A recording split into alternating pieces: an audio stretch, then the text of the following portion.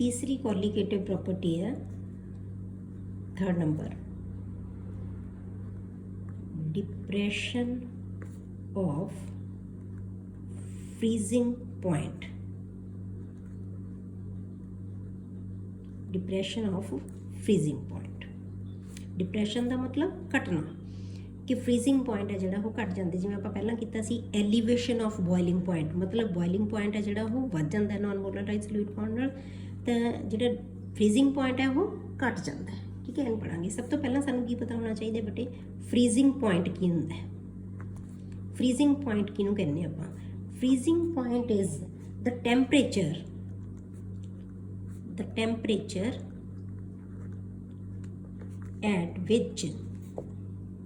at which the vapor pressure, VP नाल ही लिख दांगे आपां नूं, the vapor pressure of substance is equal, the vapor phase of substance is equal to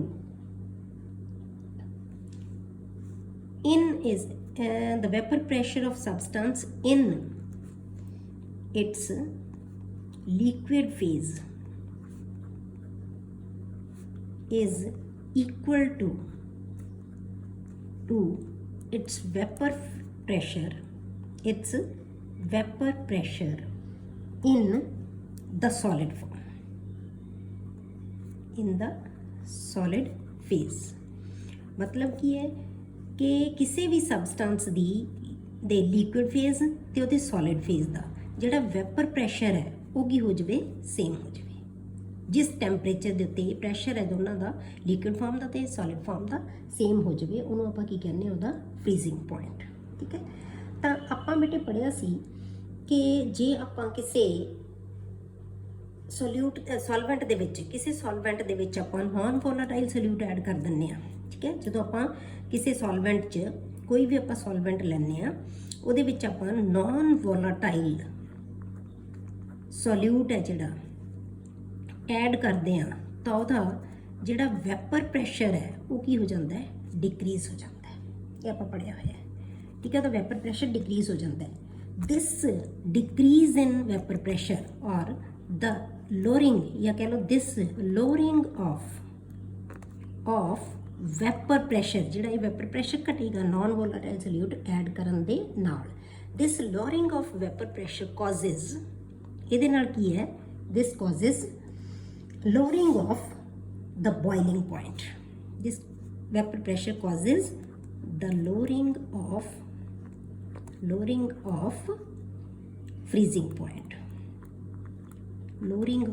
freezing point, compared to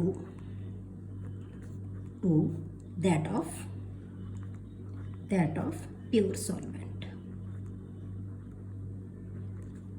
The lowering of vapor pressure causes the lowering of freezing point compared to that of pure solvent।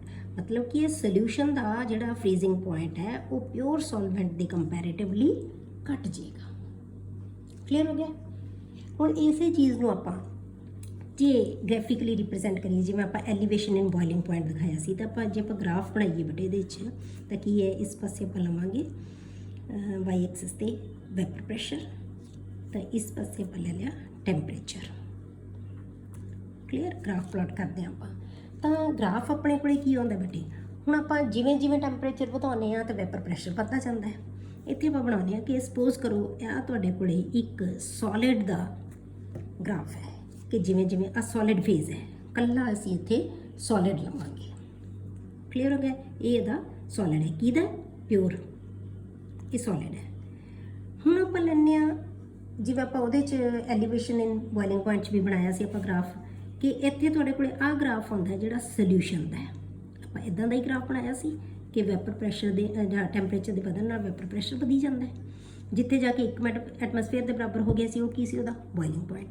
पर हुण इत्थे असीं solid ते liquid दा लिया है।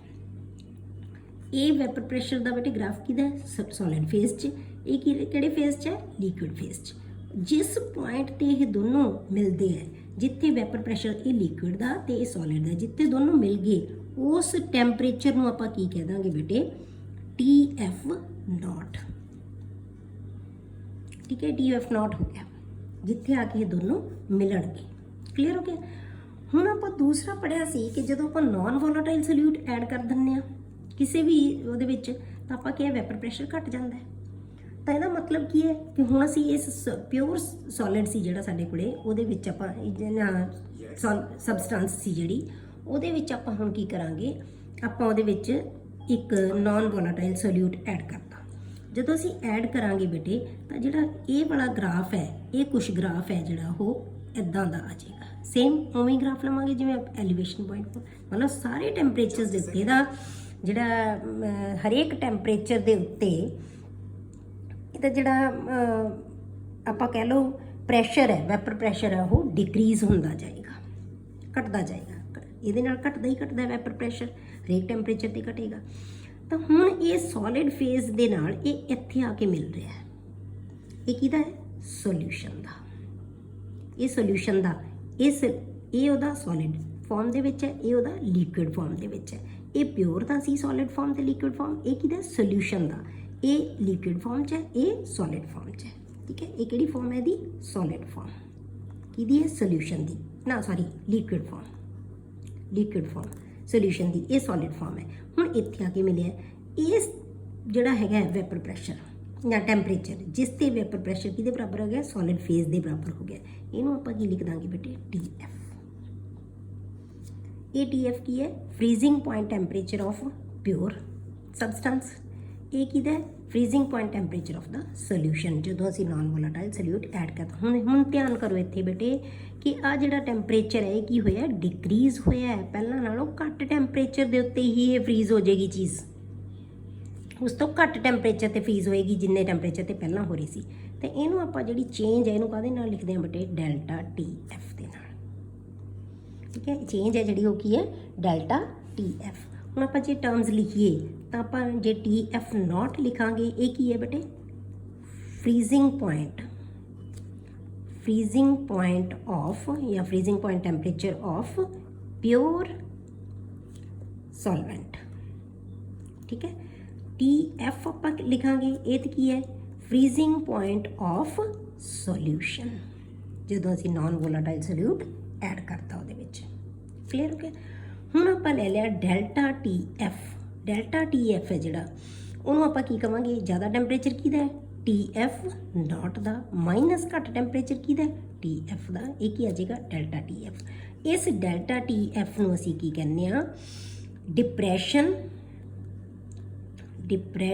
Of freezing point. Depression of freezing point.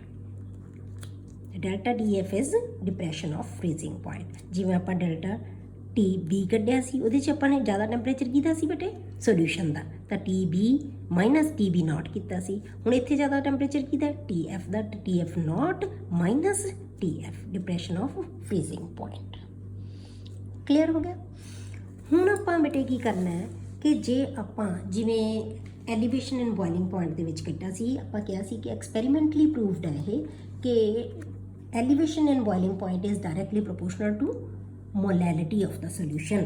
ਹੁਣ ਇਹਦੇ ਵਿੱਚ ਵੀ ਐਕਸਪੈਰੀਮੈਂਟਲੀ ਪ੍ਰੂਵਡ ਹੈ ਕਿ delta TF is directly proportional to molality of ਦਾ ਸੋਲਿਊਸ਼ਨ। ਸੋਲਿਊਸ਼ਨ ਦੀ ਮੋਲੈਲਿਟੀ ਦੇ ਉੱਤੇ ਡਿਪੈਂਡ ਕਰਦਾ ਹੈ, ਉਹਦੇ ਡਾਇਰੈਕਟਲੀ ਪ੍ਰੋਪੋਰਸ਼ਨਲ ਹੈ। ਮਤਲਬ ਕੀ ਹੈ? ਜਿੰਨੀ ਸੋਲਿਊਟ ਦੀ ਕੰਸਨਟ੍ਰੇਸ਼ਨ ਵੱਧਦੀ ਜਾਏਗੀ ਉਨੀ ਇਹਦੀ ਚੇਂਜ ਹੈ ਜਿਹੜੀ ਡਿਪਰੈਸ਼ਨ ਹੈ ਫਰੀਜ਼ਿੰਗ ਪੁਆਇੰਟ ਦੇ ਵਿੱਚ ਜ਼ਿਆਦਾ ਹੁੰਦੀ ਜਾਏਗੀ। ਠੀਕ ਹੈ, ਆਪਾਂ ਇਹਦੀਆਂ ਵੈਲਿਊਜ਼ ਪੁੱਟ ਕਰੀਏ ਤਾਂ ਮੋਲੈਲਿਟੀ ਕਿਹਦੇ ਬਰਾਬਰ ਹੁੰਦੀ ਹੈ? ਕਿਵੇਂ ਅਸੀਂ ਲੈਂਦੇ ਹਾਂ? ਮੋਲੈਲਿਟੀ ਕੀ ਹੁੰਦੀ ਹੈ? ਨੰਬਰ ਆਫ ਮੋਲਸ ਆਫ, ਤਾਂ ਆਪਾਂ number of moles of solute divided by ਕੀ ਫਾਰਮੂਲਾ ਹੁੰਦਾ ਮੋਲੈਲਿਟੀ ਦਾ? ਡਿਵਾਈਡਡ ਬਾਏ ਮਾਸ ਆਫ ਦਾ ਸੋਲਵੈਂਟ, WA। ਇਹ ਸੋਲਿਊਟ ਹੈ, ਮਾਸ ਆਫ ਸੋਲਵੈਂਟ ਇਨ ਕਿਲੋਗ੍ਰਾਮਸ। ਹੁਣ ਆਪਾਂ NB ਦੀ ਵੈਲਿਊ ਪੁੱਟ ਕਰ ਦਿਓ। NB ਕਿਹਦੇ ਬਰਾਬਰ ਹੁੰਦਾ ਬੇਟੇ? W given mass divided by molar mass upon ਕੀ ਹੈ? WA। ਤਾਂ ਇਹ ਕਿਹਦੇ ਬਰਾਬਰ ਆ ਗਿਆ? M is equal to WB upon MB into WA। ਇਹਦੀ ਵੈਲਿਊ ਆਪਾਂ ਇੱਥੇ ਪੁੱਟ ਕਰ ਦਿਓ। ਤਾਂ delta TF is equal to delta TF ਆਪਾਂ ਪਹਿਲਾਂ ਕਿਹਦੇ ਬਰਾਬਰ ਕਰਾਂਗੇ? ਜੇ ਇਕੁਐਲਿਟੀ ਆਪਾਂ ਪ੍ਰੋਪੋਰਸ਼ਨੈਲਿਟੀ ਕੌਨਸਟੈਂਟ ਹਟਾ ਦਿਓ ਤਾਂ ਕੀ ਆ ਜਾਏਗਾ? KF into M। ਹੁਣ KF ਕੀ ਚੀਜ਼ ਹੈ? ਪਹਿਲਾਂ ਸਾਨੂੰ KF ਪਤਾ ਹੋਣਾ ਚਾਹੀਦਾ ਹੈ ਕਿ KF ਕੀ ਚੀਜ਼ ਹੈ। ਕਿ ਉੱਥੇ ਆਪਾਂ ਕੀ ਕਿਹਾ ਸੀ, ਯਾਦ ਹੈ ਕਿ ਕਿਹੜਾ ਕੌਨਸਟੈਂਟ ਕਿਹਾ ਸੀ ਇਹਨੂੰ? ਆਪਾਂ ਐਲੀਵੇਸ਼ਨ, ਜਿਹੜਾ ਬੋਇਲਿੰਗ ਪੁਆਇੰਟ ਐਲੀਵੇਸ਼ਨ ਕੌਨਸਟੈਂਟ ਕਿਹਾ ਸੀ। ਇਹਨੂੰ ਆਪਾਂ ਕੀ ਕਵਾਂਗੇ? Freezing point depression constant. ਇਹ ਕੀ ਹੈ? Freezing point depression constant, depression constant ਇਹਨੂੰ ਆਪਾਂ ਕਹਾਂਗੇ ਫਰੀਜ਼ਿੰਗ ਪੁਆਇੰਟ ਡਿਪਰੈਸ਼ਨ ਕੌਨਸਟੈਂਟ। ਔਰ ਆਪਾਂ ਇਹਨੂੰ ਕੀ ਕਹਿ ਸਕਦੇ ਹਾਂ? ਮੋਲਲ ਡਿਪਰੈਸ਼ਨ ਕੌਨਸਟੈਂਟ। ਜਿਵੇਂ ਉਹਨੂੰ ਕਿਹਾ ਸੀ ਮੋਲਲ ਐਲੀਵੇਸ਼ਨ ਕੌਨਸਟੈਂਟ, ਇਹ ਕੀ ਆ ਜਾਏਗਾ? ਔਰ ਮੋਲਲ ਕਿਉਂ ਲੈ ਲਿਆ? ਕਿਉਂਕਿ ਅਸੀਂ ਮੋਲੈਲਿਟੀ ਲੈਣੀ ਹੈ। Molal depression constant, depression constant. Clear हो गया? ਹੁਣ ਆਪਾਂ ਕੀ ਹੈ, ਇਹਦੀ ਵੈਲਿਊ ਪੁੱਟ ਕਰ ਦਿਓ। ਤਾਂ ਆਪਾਂ ਕੀ ਕਰਾਂਗੇ? Delta TF is equal to KF into M ਦੀ ਵੈਲਿਊ ਇੱਥੋਂ ਲਓ ਤਾਂ ਕੀ ਆਏਗਾ? WB upon MB into WA। ਤਾਂ ਇਹ ਸਾਨੂੰ ਸਾਰਾ ਕੁਝ ਪਤਾ ਹੋਣਾ ਚਾਹੀਦਾ ਹੈ। WB ਹੈ ਜਿਹੜਾ, ਉਹ ਕੀ ਹੈ? Mass of solute. ठीक है। KF की है ये आप दस चुके ऊपर। अगे आ गया MB है जोड़ा, वो की है? Molecular mass of solute. उस तो बाद आ गया WA, एक ही चीज़ है साढ़े कोले, mass of solvent in kg। जे सानू ग्राम च दिता होया तो फिर असी डिवाइड करांगे उन्होंने किलोग्राम बनाने वास्ते 1000 नाल डिवाइड तो उपर आके की है मल्टीप्लाइड हो जाएगा। तो इत्थे आपां की लावांगे? जे ये तुहाडे कोले काहदे च है? kg च। जे अपने कोई दिता होया ग्राम्स दे विच तां TF किहदे बराबर आ जाएगा? KF into WB upon MB into WA in grams. J grams च तां मल्टीप्लाइड बाय 1000। आम तौर पर असीं आ फार्मूला लगावांगे। ठीक। हुण आपां क्या बेटे दूजी चीज़, ये तो डेरीवेशन आ गई है। दूजी चीज़ आपां क्या सी कि आपां इहनूं प्रूव करना है कि this is a colligative property. तो आपां फिर वही चीज़ इत्थे दसांगे कि जिहड़ी डिप्रेशन एंड फ्रीजिंग पॉइंट है वो की है? Directly proportional to M। मतलब की है? Number of moles of the solute. So it is a colligative property. तीसरी चीज़ आपां की है कि ये तो molecular mass of the solute calculate कर सकते हैं। इतों आप यही फार्मूला फिर लिखाओ तो आप की लिखांगे MB इज इक्वल टू, इतों MB कैलकुलेट कर लो, TF डेल्टा TF नीचे आ जाएगा तो क्या आएगा? KF multiplied bye WB। ये कदों लेना बेटे? जे तुसीं कोल ग्राम च लिया है तो ठीक है। WB multiplied by MB into WA। ये फार्मूला तुहाडे कोल आ जाना है। जे तुसीं ग्राम्स च लिया हुआ है तो उपर की लिखोगे 1000 नाल मल्टीप्लाई करोगे। ये किहदा फार्मूला आ गया? MB। बेटे हुण तुसीं सारियां प्रॉपर्टीज़ च ध्यान करना है। एक चीज़ नूं ये अपन अगे कम आएगी ये चीज़ कि जिहड़ा मोलर मास ऑफ सोल्यूट ते कोलीगेटिव प्रॉपर्टी है, चाहे वो डिप्रेशन ऑफ फ्रीजिंग पॉइंट है, चाहे आपां कल पढ़िया सी एलीवेशन ऑफ बॉइलिंग पॉइंट सी, चाहे ऑस्मोटिक प्रैशर सी, हरेक दे विच ये प्रॉपर्टी की वैल्यू जिहड़े मोलर मास ऑफ सोल्यूट दे नाल हमेशा इनवर्सली प्रोपोर्शनल सी। कोई भी प्रॉपर्टी देखियो तुसीं हरेक च इनवर्सली प्रोपोर्शनल है। ठीक हो गया बेटे? हुण इहदा मतलब की है कि हुण इस चीज़ नूं आपां ये तीन चीज़ां तां आपां कैलकुलेट कर लईआं, इहदे तो कर सकते हैं। एक चीज़ देखनी आपां बेटे कि जिहड़ा डिप्रेशन एंड फ्रीजिंग पॉइंट है तो ये असी साडी एक एप्लीकेशन भी है इहदी बहुत कि असी कित्थे इहनूं यूज़ करते हैं। जिवें आपां बेटे किसी कोल्ड प्लेसिस के उत्ते जाते हैं तो आपां व्हीकल चलाउने कार के रेਡੀਏਟਰ विच रेਡੀਏਟਰ जिहड़ा हुंदा उहदे विच असी पानी पाया हुंदा है तो पानी का जिहड़ा वाटर का जे आपां मन्नीए वाटर का फ्रीजिंग पॉइंट है, जिहड़ा फ्रीजिंग पॉइंट है कितना हुंदा है बेटे? 100 डिग्री सेल्सियस। ठीक है ना, sorry 0 degree, very sorry 0 degree Celsius इत्थे फ्रीज करता है। जब आप फ्रीजिंग आप बॉइलिंग पॉइंट दिया तो फ्रीजिंग पॉइंट 0 डिग्री। क्लीयर हो गया? मतलब की है सानू इत्थे तो लोड़ नहीं क्योंकि साडा टैंपरेचर तो 0 तो नीचे जाता ही नहीं, तो वो पानी रेਡੀਏਟਰ ਦੇ ਵਿੱਚ फ्रीज नहीं होगा। पर जे ਅਸੀਂ कोल्ड प्लेसिस ਤੇ चले जावांगे तो उत्थे टैंपरेचर की हो जाता है? माइनस च भी हो जाता है। तो उत्थे रेਡੀਏਟਰਸ ਦੇ ਵਿੱਚ पानी है जिहड़ा वो की हो जाएगा? जम जाएगा। ठीक है। ਉਹਨੂੰ ਬਚਾਉਣ ਲਈ ਤਾਂ ਉਹਦੇ ਵਿੱਚ ਅਸੀਂ ਕੀ ਪਾਉਂਦੇ ਹਾਂ, ਐਂਟੀ ਫਰੀਜ਼ ਜਿਹੜੇ ਹੈਗੇ ਐਂਟੀ ਫਰੀਜ਼ ਆਪਾਂ ਸੋਲਿਊਸ਼ਨ ਐਡ ਕੀਤੇ ਜਾਂਦੇ। ਐਂਟੀ ਫਰੀਜ਼ ਕੋਈ ਚੀਜ਼ ਆਪਾਂ ਲੈਂਦੇ ਹਾਂ। ਹੁਣ ਇਹ ਐਂਟੀ ਫਰੀਜ਼ ਹੈ ਜਿਹੜੇ ਉਹ ਕੀ ਹੈ, ਉਹ ਕਿੱਥੇ ਯੂਜ਼ ਕੀਤੇ ਜਾਂਦੇ ਆ, ਅਸੀਂ ਕਿਵੇਂ ਯੂਜ਼ ਕਰਦੇ ਆ। ਇਹਦੇ ਵਾਸਤੇ ਅਸੀਂ ਲੈਂਦੇ ਹਾਂ ਐਥੀਲੀਨ ਗਲਾਈਕੋਲ। ਐਥੀਲੀਨ ਗਲਾਈਕੋਲ ਹੈ ਨਾ ਜਿਹੜਾ, ਉਹ ਐਜ਼ ਐਂਟੀ ਫਰੀਜ਼ ਕੰਮ ਕਰਦਾ ਹੈ। ਐਥੀਲੀਨ ਗਲਾਈਕੋਲ, ਐਥੀਲੀਨ ਆਪਾਂ ਯਾਦ ਹੋਵੇ ਤੁਹਾਨੂੰ ਨੂਮੈਰੀਕਲ 'ਚ ਕੀਤਾ ਸੀ ਆਪਾਂ, ਐਥੀਲੀਨ ਗਲਾਈਕੋਲ। ਇਹ ਕੀ ਹੈ ਬੇਟੇ, ਇੱਕ ਐਂਟੀ ਫਰੀਜ਼ ਹੈ ਜਿਹੜਾ ਕਿ ਪਾਣੀ ਦੇ ਵਿੱਚ ਪਾ ਦਿੱਤਾ ਜਾਂਦਾ ਹੈ। ਇਹਦਾ ਆਪਣਾ ਟੈਂਪਰੇਚਰ ਤਾਂ ਘੱਟ ਹੁੰਦਾ ਹੈ ਕਿ -4 ਡਿਗਰੀ ਸੈਲਸੀਅਸ ਤੱਕ ਇਹ ਜੰਮਦਾ ਆਪ, ਪਰ ਜਦੋਂ ਅਸੀਂ ਇਹਨੂੰ ਪਾਣੀ 'ਚ ਪਾ ਦਿੰਦੇ ਹਾਂ ਤਾਂ ਇਹ ਟੈਂਪਰੇਚਰ ਨੂੰ ਹੋਰ ਵੀ ਘੱਟ ਟੈਂਪਰੇਚਰ ਦੇ ਉੱਤੇ ਜੰਮਦਾ ਹੈ। ਮਤਲਬ ਜੇ ਆਪਾਂ ਇਹਦਾ 60% ਸੋਲਿਊਸ਼ਨ ਲੈ ਲੈਂਦੇ ਹਾਂ, 60% ਸੋਲਿਊਸ਼ਨ ਆਫ ਐਥੀਲੀਨ ਗਲਾਈਕੋਲ, ਤਾਂ -45 ਡਿਗਰੀ ਸੈਲਸੀਅਸ ਤੱਕ ਜੰਮੇਗਾ ਜਾ ਕੇ। ਕਿੰਨਾ? 60% ਸੋਲਿਊਸ਼ਨ ਆਫ ਐਥੀਲੀਨ ਗਲਾਈਕੋਲ। ਐਥੀਲੀਨ ਗਲਾਈਕੋਲ ਜੇ ਆਪਾਂ ਲਵਾਂਗੇ ਤਾਂ ਇਹ ਕਿੰਨੇ ਟੈਂਪਰੇਚਰ ਤੱਕ? -45 ਡਿਗਰੀ ਸੈਲਸੀਅਸ ਤੱਕ। ਮਤਲਬ ਇੰਨੇ ਟੈਂਪਰੇਚਰ ਤੱਕ ਜੰਮਣ ਨਹੀਂ ਦੇਗਾ ਪਾਣੀ ਨੂੰ। ਇੰਨੇ ਘੱਟ ਟੈਂਪਰੇਚਰ ਹੈ ਜਿਹੜੇ, ਬਹੁਤ ਘੱਟ ਚਾਂਸਸ ਹੁੰਦੇ ਆ ਤਾਂ ਇਹ ਪਾਣੀ ਜਿਹੜਾ ਰੇਡੀਏਟਰਸ ਦੇ ਵਿੱਚ ਪਾਣੀ ਹੈ ਉਹ ਜੰਮੇਗਾ ਨਹੀਂ, ਤਾਂ ਉਹਨੂੰ ਇਹ ਬਚਾਉਂਦਾ ਹੈ। ਕਲੀਅਰ ਹੋ ਗਿਆ। ਹੁਣ ਦੂਸਰੀ ਚੀਜ਼ ਹੈ, ਜਿਵੇਂ ਆਪਾਂ NaCl ਲੈ ਲੈਂਦੇ ਹਾਂ। NaCl ਹੈ, ਇਹ ਵੀ ਐਂਟੀ ਫਰੀਜ਼ ਦਾ ਕੰਮ ਕਰਦੇ ਹੈ।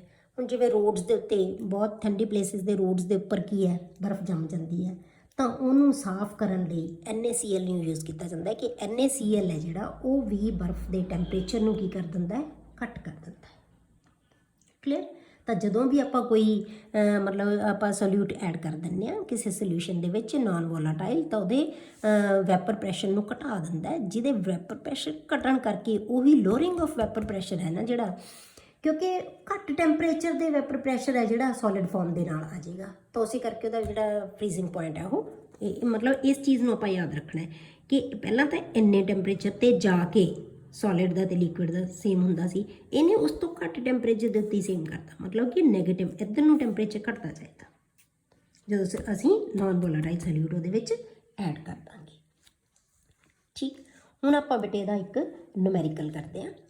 ਨੂਮੈਰੀਕਲ ਕੀ ਹੈ, ਪਹਿਲਾਂ ਇੱਕ ਹੋਰ ਚੀਜ਼ ਲਿਖੋ ਤੁਸੀਂ, ਵੈਸੇ ਤੁਹਾਨੂੰ ਲੋੜ ਨਹੀਂ ਪੈਂਦੀ, ਪਰ ਜੇ ਆਪਾਂ KF ਅਤੇ KB ਦੀ ਵੈਲਿਊ ਕੱਢਣੀ ਹੋਵੇ, ਠੀਕ ਹੈ, KF ਅਤੇ KB ਦੀ, ਤਾਂ ਆਪਾਂ ਕੀ ਲਿਖਾਂਗੇ, ਜਿਹੜਾ KB ਅਤੇ KF ਆਪਾਂ ਪਹਿਲਾਂ ਬੋਇਲਿੰਗ ਪੁਆਇੰਟ ਲਿਆ ਸੀ ਤਾਂ ਉਹਦੀ ਵੈਲਿਊ ਲਿਖਦੇ ਹਾਂ ਆਪਾਂ, ਇਹ ਆਪਾਂ ਫਰੀਜ਼ਿੰਗ ਪੁਆਇੰਟ ਲਿਆ ਤਾਂ KF ਦੀ ਵੈਲਿਊ ਲਿਖ ਲੈਂਦੇ ਹਾਂ। ਤਾਂ KF = R multiplied by M multiplied M1, M1 ਮਤਲਬ molarity of solvent, multiplied by TF² divided by, ਕਾਹਦੇ ਨਾਲ ਡਿਵਾਈਡ ਕਰਨਾ ਇਹਨੂੰ, 1000 multiplied by delta H fusion।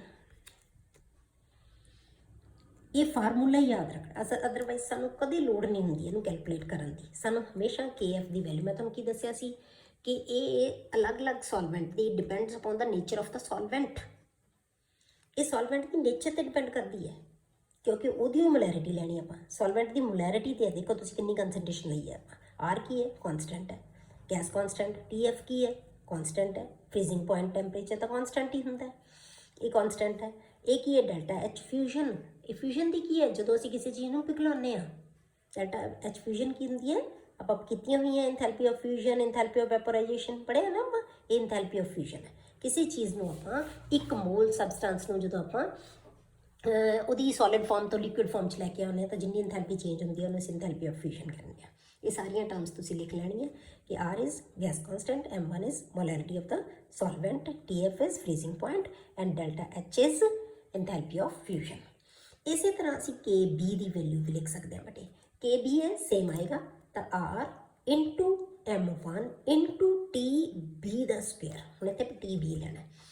ਇਹ ਕੀ ਹੈ, boiling point temperature divided by 1000 multiplied by delta H vaporization।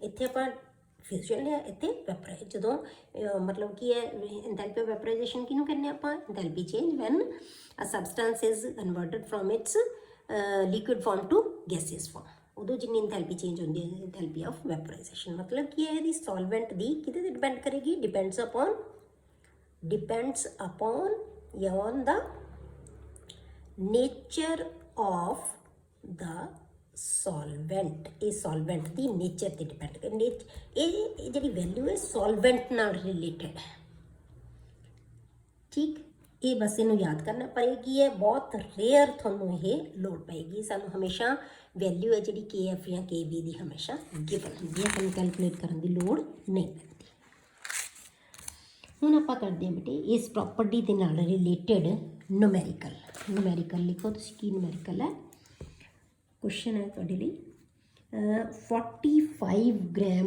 Of ethylene glycol ਜਿਹੜਾ ਆਪਾਂ ਹੁਣੇ ਡਿਸਕਸ ਕੀਤਾ ਕਿ ਐਂਟੀ ਫਰੀਜ਼ ਹੈ ਇਹ एथिलीन ग्लाइकोल फार्मूला की ਹੁੰਦਾ दिमाग 'ਚ ਹੈਗਾ C2H6O2 ethylene glycol is mixed with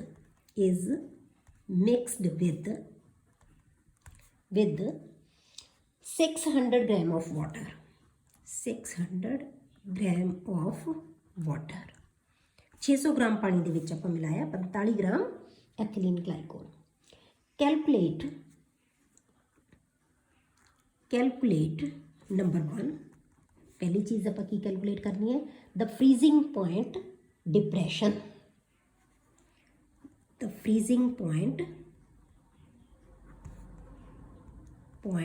depression मतलब की है डेल्टा TF कढ़ना सी फ्रीजिंग पॉइंट डिप्रेशन कढ़ना है पहला दूसरी चीज़ जी आप कैलकुलेट करनी है वो the freezing point of the solution the freezing point of the solution का आप फ्रीजिंग पॉइंट पहला डेल्टा TF कढ़ांगे फिर आप TF कढ़ांगे ठीक है TF कैलकुलेट करांगे ਇਹਦੇ ਵਿੱਚ ਤੁਹਾਨੂੰ TF ਹੈ ਜਿਹੜਾ ਉਹ ਗਿਵਨ ਨਾ KF ਹੈ ਜਿਹੜਾ ਉਹ ਗਿਵਨ ਹੈ KF ਫॉर ਵਾਟਰ ਇਜ਼ ਇਹ ਗਿਵਨ ਹੈ ਤੁਹਾਨੂੰ ਇਹ ਹੈਗਾ 1.86 ਕੈਲਵਿਨ ਕਿਲੋਗ੍ਰਾਮ ਪਰ ਮੋਲ ਯੂਨਿਟ ਉਹੀ ਆਉਣਗੇ ਨੇ ठीक हुण आपां इहनूं सॉल्व करांगे तो की है फार्मूला सी आपां पिछे जिहड़ा कीता है delta TF is equal to किहदे बराबर हुंदा बेटे KF मल्टीप्लाइड बाय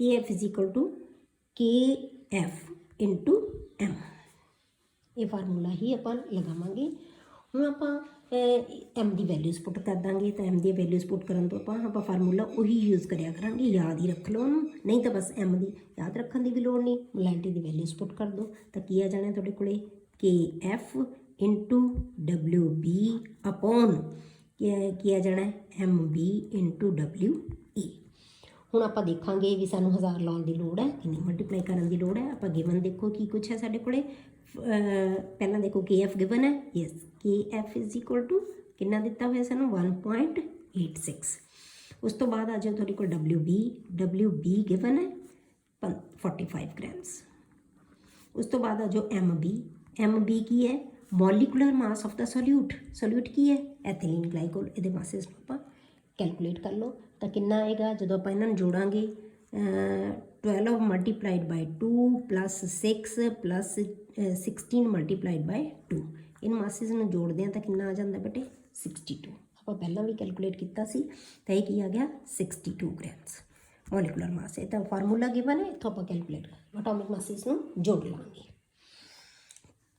उस तो बाद आ गया WA की चीज़ है मास of the solvent 45 grams of ethylene glycol is mixed with 600 grams of water ਤਾਂ ਇਹ ਕਿੰਨਾ 600 grams ਹੁਣ ਸਾਨੂੰ ਗ੍ਰਾਮਸ ਦੇ ਵਿੱਚ ਦਿੱਤਾ ਹੋਇਆ ਤਾਂ ਸਾਨੂੰ ਕੀ ਪੜਨਾ ਪਏਗਾ ਕਿਲੋਗ੍ਰਾਮਸ ਕਨਵਰਟ ਕਰਨਾ ਪਵੇਗਾ ਇਹਨੂੰ ਤਾਂ ਇੱਥੇ ਅਸੀਂ ਵੈਲਿਊ ਜੇ ਇਹਨੂੰ ਆਪਾਂ ਕਿਲੋਗ੍ਰਾਮਸ ਕਰਾਂਗੇ ਤਾਂ ਕੀ ਕਰਾਂਗੇ ਉੱਪਰ 1000 ਨਾਲ ਮਲਟੀਪਲਾਈ ਕਰ ਦਾਂਗੇ ਤਾਂ ਇਹ ਫਾਰਮੂਲਾ ਲਗਾਵਾਂਗੇ ਵੈਲਿਊਜ਼ ਪੁੱਟ ਕਰੋ KF ਦੀ ਵੈਲਿਊ ਹੈ 1.86 ਮਲਟੀਪਲਾਈਡ ਬਾਈ KB 45 ਮਲਟੀਪਲਾਈਡ by 1000 divided by MB MB is 62 and WA is 600 grams ਤੇ ਆਪਾਂ ਇਹਦੇ ਕਿਲੋਗ੍ਰਾਮ ਬਣਾ ਲਏ।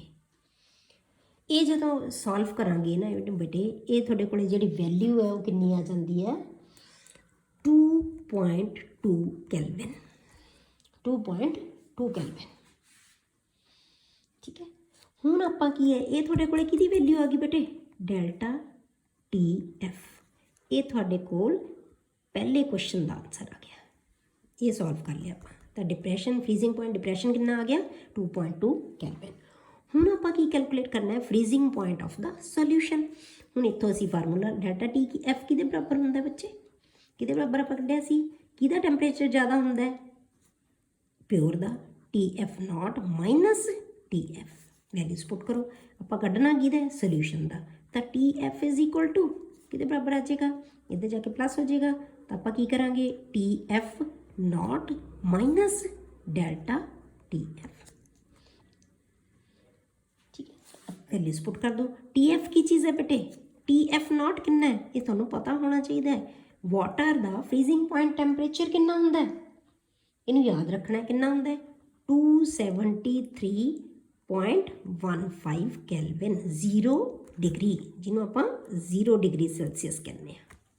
ਕੈਲਵਿਨ 'ਚ ਲਵਾਂਗੇ ਅਸੀਂ ਟੈਂਪਰੇਚਰ, ਤੁਸੀਂ ਟੈਂਪਰੇਚਰ ਜਿਹੜੇ ਮਰਜ਼ੀ 'ਚ ਲਓ, ਚਾਹੇ ਡਿਗਰੀ ਸੈਲਸੀਅਸ ਚਾਹੇ ਕੈਲਵਿਨ 'ਚ, ਚੇਂਜ ਹੈ ਜਿਹੜੀ ਹਮੇਸ਼ਾ ਕੀ ਆਉਂਦੀ ਹੈ, ਸੇਮ ਹੁੰਦੀ ਹੈ, ਚੇਂਜ 'ਚ ਕੋਈ ਫਰਕ ਨਹੀਂ ਆਉਂਦਾ ਹੁੰਦਾ। ਤਾਂ ਆਪਾਂ ਟੈਂਪਰੇਚਰ ਵੈਲਿਊਜ਼ ਪੁੱਟ ਕਰ ਦਿਓ, ਤਾਂ ਕੀ ਆ ਗਿਆ 273.15 ਮਾਈਨਸ ਕਿੰਨਾ ਆਪਾਂ ਕੈਲਕੂਲੇਟ ਕੀਤਾ ਡੈਲਟਾ TF 2.2।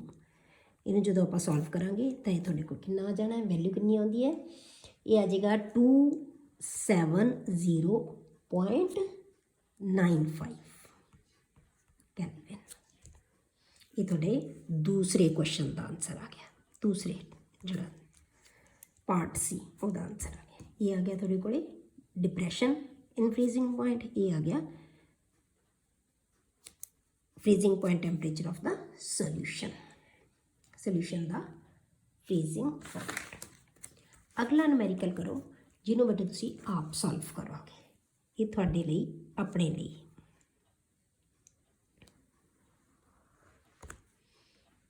क्वेश्चन की है 1 ग्राम of non electrolyte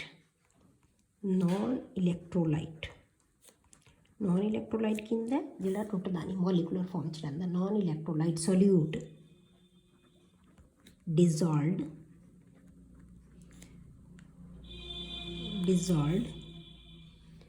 in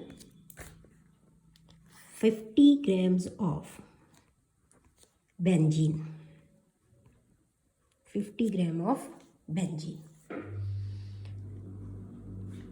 lowered the freezing point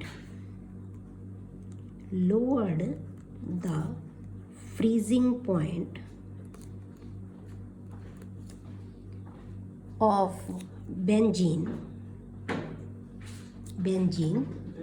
by 0.40 Kelvin. ਮਤਲਬ ਇੰਨੇ ਟੈਂਪਰੇਚਰ ਦੇ ਨਾਲ ਉਹਦੇ ਬੋਇਲਿੰਗ ਫਰੀਜ਼ਿੰਗ ਪੁਆਇੰਟ ਨੂੰ ਘਟਾ ਦਿੰਦਾ ਹੈ। The freezing point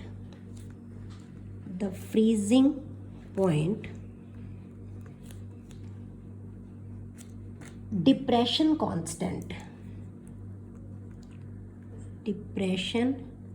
constant for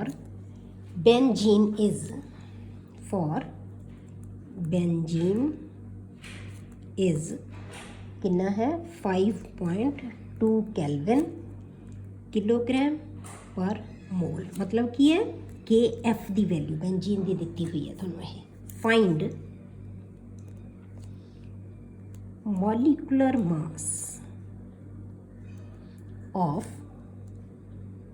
the solute। Find molecular mass of the solute।